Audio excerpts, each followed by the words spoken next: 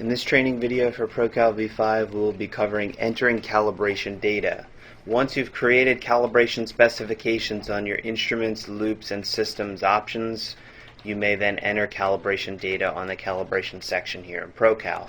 As an example, we will start a new calibration by clicking the New button, and you may select what it is that you are calibrating, whether it be an instrument, a loop, a test standard, or even a system.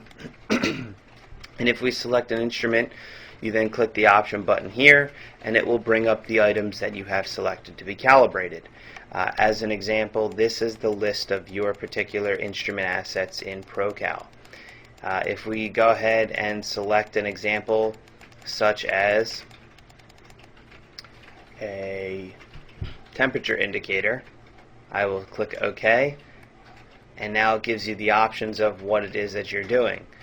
We will select, in this case, the calibration that is due. I will select OK, and now the top half of this record is the item info that is defined from the instrument section that you've set up.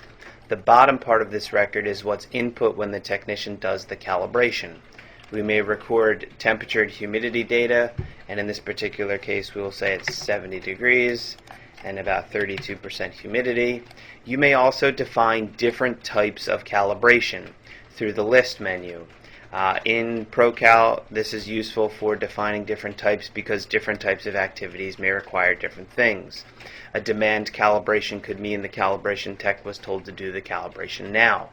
A quality check could mean that the calibration just simply needed to be a check, and that's what was done. A scheduled calibration could mean that the calibration is due, so you're doing it. Or a service calibration could mean you had your item serviced by another company and you get a calibration certificate back. We will go over the management of that in just a moment. Or you do not have to select a type. You may also include certificate numbering, who did the calibration. We will select John, and we'll say it took him half an hour, and if it failed, why it failed. And to do the calibration would be on your test results section here. This is where you may record your as found and as left readings, and you can click this twice and it will now give you your as found as left readings, and you'll notice that the separate as found as left is off. You may have it separated or not, and if we select this you'll get a warning, and you sure you want to turn this off, we'll say yes. This is now where you can record it, and as an example, if we go through, we would record our as found, and this is just an example.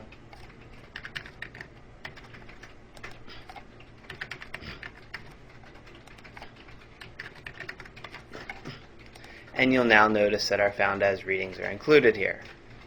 If we enter our as left readings,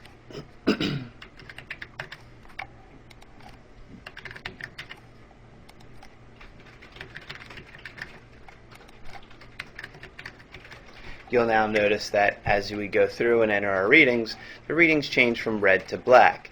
As an example, if you had forgotten to put in the decimal point on this last reading, you'll now notice that it is red. This is a visual indication that the system has provided that that is an out of tolerance reading. Your technician can correct the work, or he can go back and update it by including the decimal point if he forgot, or any other type of mistake. A calibration can then be marked as passed, failed, or incomplete, as well as adjusted to improve, and we'll say in this particular case it passed. On the next tab here for your test standards, this is where you can include what test standards you use to calibrate this item for reverse traceability.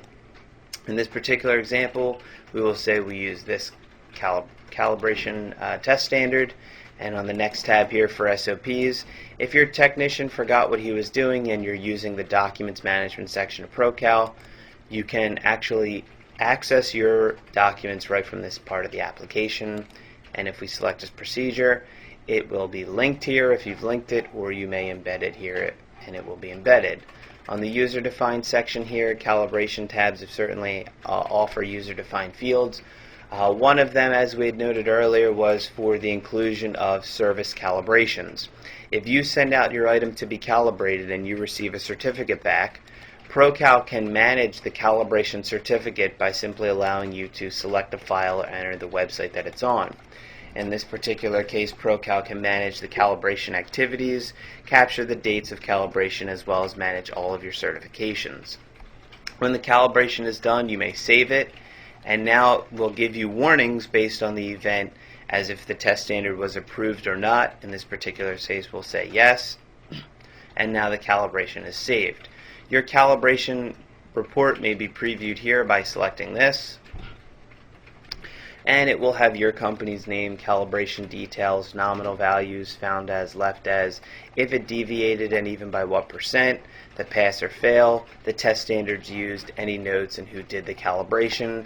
And as noted in a previous training video with reports, you may click it up here to print it, or you may export any of your standard reports in ProCal to multiple file formats. That's how easy it is to do calibration activity in ProCal, and this is a historical record, so ProCal will keep all of the activity on this record for any time a calibration takes place. In addition to that, there's also multi-mode, where you may do multiple calibrations at the same time, where you can turn on multi-mode. For more information on multi-mode or entering calibration data, please review the user